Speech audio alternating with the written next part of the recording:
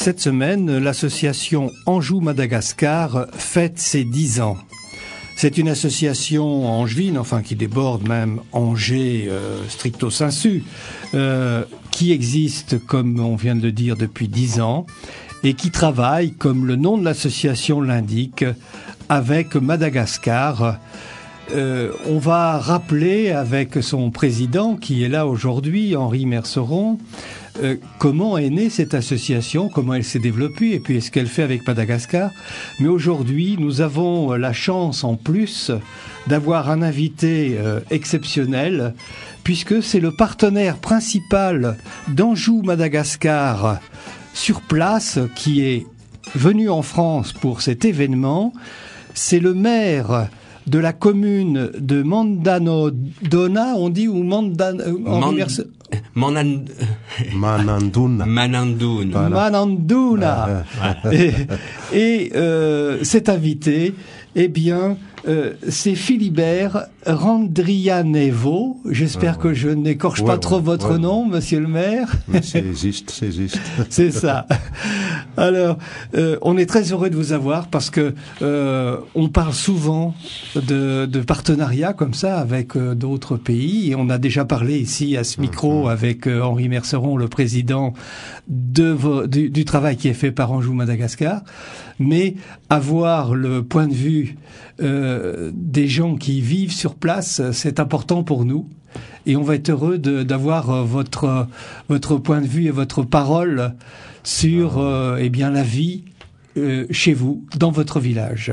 Merci. Alors, peut-être d'abord, Henri Merceron, rappeler un petit peu ces 10 ans, là. Anjou-Madagascar, aujourd'hui, c'est une association bien établie. Je crois que vous êtes combien d'adhérents à peu près ? Bonjour à tous. Oui. En effet, Anjou-Madagascar existe maintenant depuis 2002, qui est né de la fusion de 3 autres associations qui œuvraient déjà depuis plusieurs dizaines d'années sur l'île de Madagascar. Je vous rappelle que Madagascar est à 9000 km. Oui. 4e plus grande île du monde, avec... Ça, on oublie Madagascar, on sait bien que c'est une île, mais une très grande île. C'est plus grand que la France. Plus grand que la France et la Belgique réunies, avec une faune et une flore exceptionnelles, souvent très endémiques, n'existant qu'à Madagascar. Un pays merveilleux, avec une population très accueillante, une culture sur les traditions, sur les coutumes. C'est vraiment un pays très attachant, et que quand on l'a découvert une fois, on a envie d'y retourner ou de faire quelque chose pour ce pays. On ne peut pas être indifférent quand on a connu Madagascar au devenir de ce peuple. Oui. Alors très brièvement, comment ces 10 années se sont passées pour l'association ? Comment elle s'est constituée, vous le disiez, avec trois associations. 3 associations. Et comment ça a grandi tout ça ? On a donc décidé de mettre en commun nos moyens, d'agir sur un seul lieu. Avant, nous étions dispersés avec les difficultés que ça représente pour rejoindre les points d'action. Donc, un seul lieu d'action qui a été choisi, Manandoune, dont le président et le maire est ici, avec Philibert Randrianevo. Et donc, on a défini des objectifs, une éthique dans cette association, c'est-à-dire d'accompagner nos amis malgaches, de ne pas faire d'assistanat, de répondre à leurs besoins et de travailler de concert, en partenariat étroit, en collaboration étroite, et en étant présents nous-mêmes sur le terrain fréquemment pour pouvoir conduire les projets avec eux, les évaluer derrière. Voilà. Donc, pendant ces 10 ans, c'est ce que nous avons fait dans des différents domaines, la santé. Parce que vous avez bien structuré votre association. Je crois qu'il y a des commissions dans différents secteurs qui sont bien... Alors, d'abord, là-bas, l'association partenaire, parce que nous souhaitions avoir un partenaire local, une association indépendante des pouvoirs publics. Donc, une association de développement s'est constituée. Elle s'appelle Vovonana Somaradi, donc avec, on peut dire, un certain nombre d'organisations de base, paysannes de base, il y en a une 50aine, pas loin de 500-600 adhérents actuellement dans ces associations qui appartiennent donc à ce développement. Philibert nous dira comment ça fonctionne un petit peu tout ça. Organisées en commission, Il y a les problèmes de santé qui sont examinés d'un côté, les problèmes d'enseignement, de formation, les problèmes des femmes, avec notamment l'eau, l'agriculture, l'élevage. Il y a aussi une commission jeune avec une bibliothèque qui a été mise en place. Donc ces commissions travaillent sur leurs problèmes qui les concernent, de vie au quotidien. Envisage, espère mettre en place de nouveaux projets, nous sollicite puisque nous sommes constitués ici en Anjou aussi de la même façon. Donc les commissions se mettent en rapport et puis on arbitre en fonction des moyens que nous avons et des besoins de là-bas pour les projets. Donc c'est un cheminement qui nous permet d'avancer projet par projet sur les différents domaines, santé, éducation, formation, l'agriculture, l'élevage, les jeunes, sans oublier tout ce qui est économique, microcrédit et mise en place de greniers communautaires villageois. Voilà. Sans faire de catalogue exhaustif, quelles sont quelques actions, repères un petit peu ou significatives qui balisent un peu ces 10 années de partenariat? Alors, on peut dire qu'il y a une centaine de petits ou moyens projets qui ont été mis en place, mais des projets significatifs. D'abord, peut-être la mise en place de la filière soie, l'artisanat, qui a été mise en place avec un partenaire ici, qui est Artisan du Soleil, qui est bien connu sur Angers. Et ça a permis à la fois, depuis la plantation de mûriers, l'achat de métiers à tisser, la formation des femmes pour le tissage, les cocons, toute la mise, l'élevage des cocons de verre à soie. Donc, et puis après le produit fini, la vente de ce produit fini, soit sur place avec des petites échoppes de l'artisanat, soit nous-mêmes nous ramenons ici pour être vendus en France. Donc pour apporter des revenus complémentaires aux familles. Dans le domaine de la santé, on pourra parler du dispensaire de montagne, qui est un dispensaire qui a été créé pour une population complètement à l'extérieur de la cuvette et donc loin à 3h30 de marche de l'accès aux soins. Et toute cette population était en difficulté, les femmes qui accouchaient ou les problèmes de santé importants. Urgents, Voilà. Donc là, il y a un potentiel, non seulement les 2 villages qui sont concernés, mais aussi d'autres villages dans les autres communes, de 5 à 8 000 personnes autour, qui peuvent maintenant accéder aux soins. Autre projet rapidement peut-être, c'est l'électrification de la maternité et puis du gîte. Électrification qui a été réalisée avec les jeunes de la Baronnerie. C'était il y a quelques années. Une centrale photovoltaïque qui a été conçue ici à la Baronnerie. Les jeunes sont partis là-bas l'installer. Et donc ça fonctionne. Et ça, grâce à ça, il y a l'électricité pour les accouchements la nuit à la maternité. Grâce à ça, à la bibliothèque, il y a donc de la vidéo. Il y a des ateliers informatiques et les jeunes maintenant viennent se former à l'informatique. On a même mis Internet en place maintenant. Et pour ce village qui est loin de tout, ça devient quelque chose de tellement important d'être accordé au monde et à ce qui se passe ailleurs, quoi. Bien sûr, oui. Alors, on voit bien tout le travail qui est fait. On va revenir tout à l'heure sur l'association et les 10 ans, notamment pour parler des différentes manifestations qui se déroulent, puisque ça a déjà commencé. Ça a déjà commencé au week-end dernier. Je crois que vous êtes satisfait. Très satisfait, puisque samedi, nous avions un film sur Madagascar suivi de chants chorales et de danse folklorique. Et là, on avait 600 personnes à être venues nous voir. Donc super. C'était beau. La salle était tout à fait pleine. Et puis hier, alors c'était intéressant, nous souhaitions faire une rencontre des associations qui travaillent à Madagascar. Nous les avions conviés. Il y en a une vingtaine sur le département.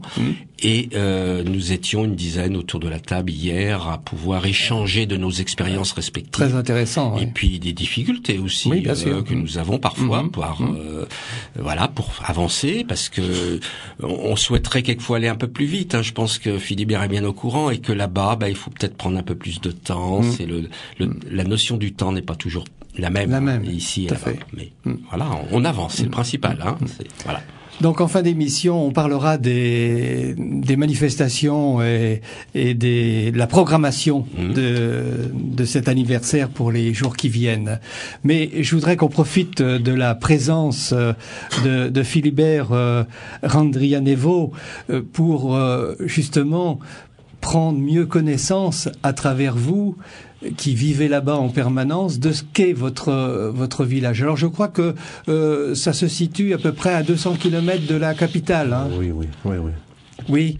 Dites-nous un petit peu le contexte. C'est dans la montagne, c'est dans la vallée, c'est dans la forêt, pas dans la forêt. Ça a été cultivé. Il y a de l'élevage. Comment ça se passe? Quel est un peu votre paysage, si j'ose dire? Okay. Merci. Bonjour à tous. Merci. Là donc. Je fais une brève reconnaissance de la commune. Voilà. Comme vous l'avez dit, que c'est à 200 km au sud de la capitale. Oui. Et si on le prend de ville d'Antsirabe, 21 km au sud, suivant toujours la route RN7. Ma commune a une superficie de 282 km², constituée par 11 villages. 11 villages, donc c'est important. Oui. Dans le neuf, dans la cuvette, car la commune est entourée par une chaîne de montagnes. Oui. 5 au pied de la montagne à l'ouest, 4 suit le RN7 et 2 à la montagne qui fait à 3h à 3h30 de mars. Voilà.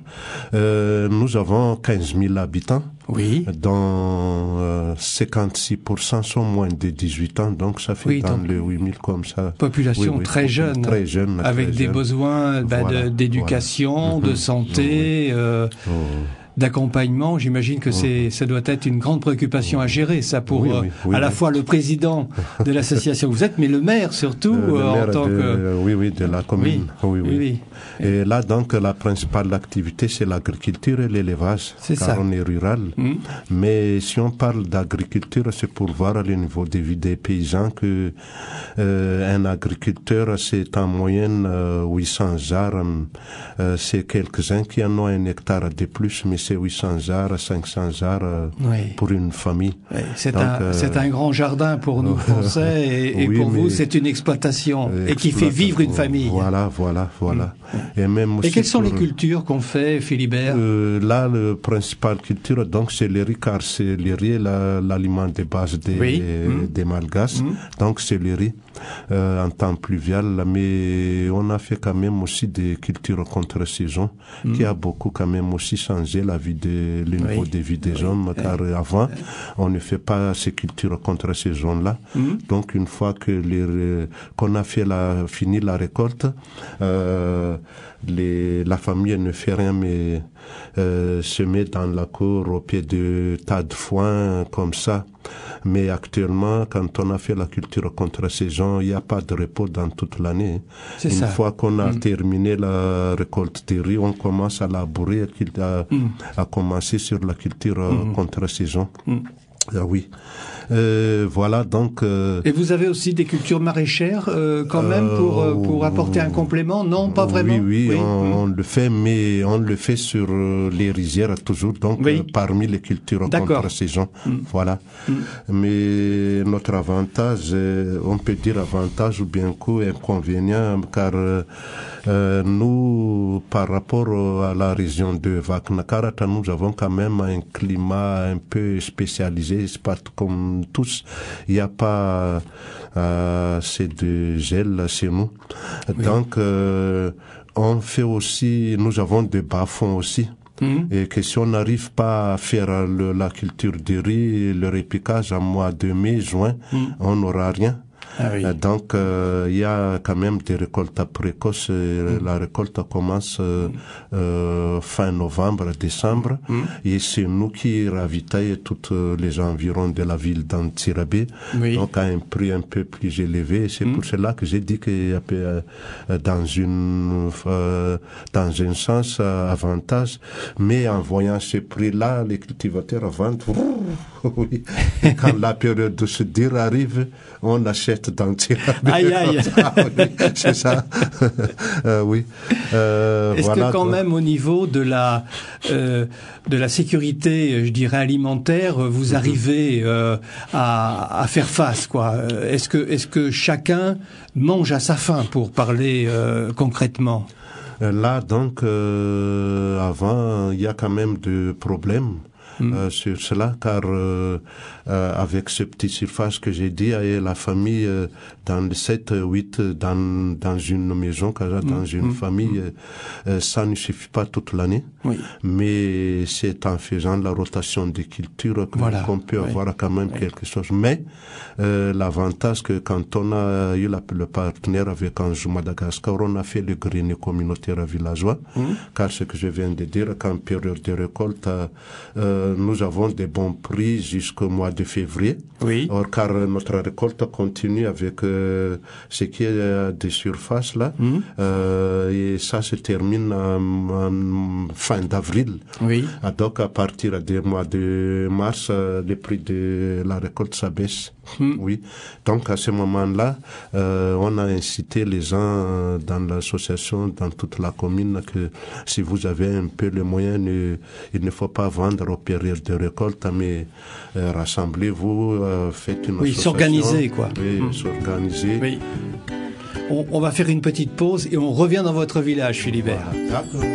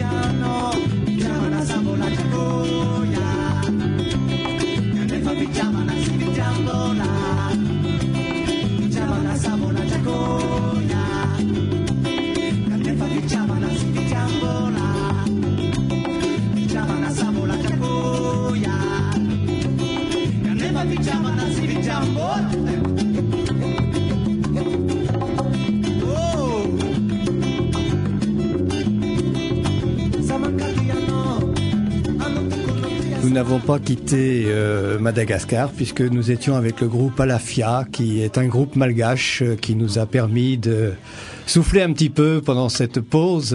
Et nous reprenons puisqu'aujourd'hui nous avons pour invité l'association Anjou Madagascar qui fête ses 10 ans à Angers, avec différentes manifestations qui ont commencé en fin de semaine, samedi dernier, et qui se poursuivent toute la semaine, et dont nous allons reparler tout à l'heure avec le président d'Anjou Madagascar, Henri Merceron, qui est avec nous.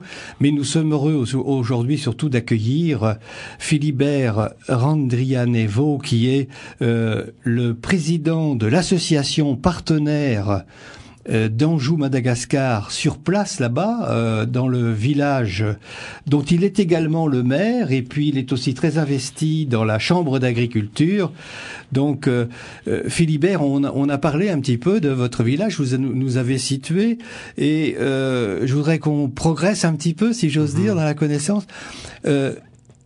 Quels sont vos moyens de vie autres que la nourriture, si j'ose dire? Vous avez l'électricité, vous avez l'eau, vous avez des commodités. Comment ça se passe? Comment vivent vos administrés et vous-même? Oui, merci. Là, donc, avant le partenariat Anjou, si je parle de l'eau, oui, il n'y a que 2 villages au chef-lieu qui a eu de l'eau potable en partie, mais non pas en totalité. Oui. Mais le reste puise de l'eau dans les rizières, dans la rivière, dans une source ouverte. Alors s'il y a la pluie, donc c'est un gros problème. C'est un gros problème. Il y a beaucoup de maladies, voilà, comme absolument, des diarrhées comme ça. Oui. Mais 10 ans de partenariat, actuellement, oui, on n'a pas tout fait, mais ça a déjà bien avancé, car 6 villages ont déjà de l'eau potable actuellement, donc il reste 5 oui. à faire. Donc là, c'est un gros progrès. C'est un gros progrès comme ça. Vous avez quelle partie maintenant de la population qui a l'eau à peu près sur les 15 000 habitants que vous avez? Sur les 15 000, donc nous, avec ces 6 villages-là, oui, presque la moitié. Oui. Voilà. Oui. Et l'électricité, vous ne l'avez pas par contre? L'électricité, jusqu'à maintenant, nous n'en avons pas. Oui. Et c'est ça le grand problème, car il y a la maternité, la commune, tout ça, oui. Là. Et là, le partenariat est utile, comme le disait Henri Merceron. Vous avez quand même une petite unité qui est... oui, qui je vais dire, oui. Voilà. Grâce toujours au partenariat que, en voyant le problème d'électricité, on a installé une installation de système photovoltaïque. Et ça, actuellement, ne donne pas les villages, mais joue un grand rôle, car ça donne alimente les sièges de l'association, la bibliothèque, la mairie, le CSB, la lumière du CSB, car là-bas, l'accouchement se fait presque la nuit, alors il y a de la lumière là-bas. Avant, pour dire aussi que pour charger le téléphone portable, il faut aller en tirabé. Le coût de charge en tirabé, c'est 200 rials, 300 rials, mais le frais de transport aller-retour, 2400 rials. D'accord. Oui, mais actuellement, lorsque nous avons eu ce système-là, c'est les charges de portable se fait toujours dans la commune. On fait déjà aussi à la bibliothèque des vidéos, des ateliers informatiques pour les jeunes, comme ça, oui. Avant aussi, même pendant au début de notre partenariat, on est toujours allé en tirabé pour envoyer un mail comme ça pour se communiquer. Mais actuellement, ça se fait sur place. Sur place, oui. Voilà, oui. Donc ça, c'est aussi un très grand progrès. Comment vivez-vous, vous, Malgaches, vos relations avec l'association Anjou, Madagascar? Comment les choses se passent? C'est vous qui dites, eh bien, on aurait besoin de ça, on aurait besoin de tel équipement, est-ce qu'on peut travailler dans ce sens-là, ou est-ce que vous estimez que nous, occidentaux, enfin association occidentale, on vous impose trop de choses peut-être, non? Ou comment ça se passe? Est-ce que vous estimez que les relations sont vraiment dans le type d'échange qui vous convient, quoi? Ah oui. Là, donc, là-bas, comment on s'organise en association, c'est ça qui porte le nom de Vuvuna Someradi. Oui. Ce sont les associations qui sont membres là. D'accord. Oui.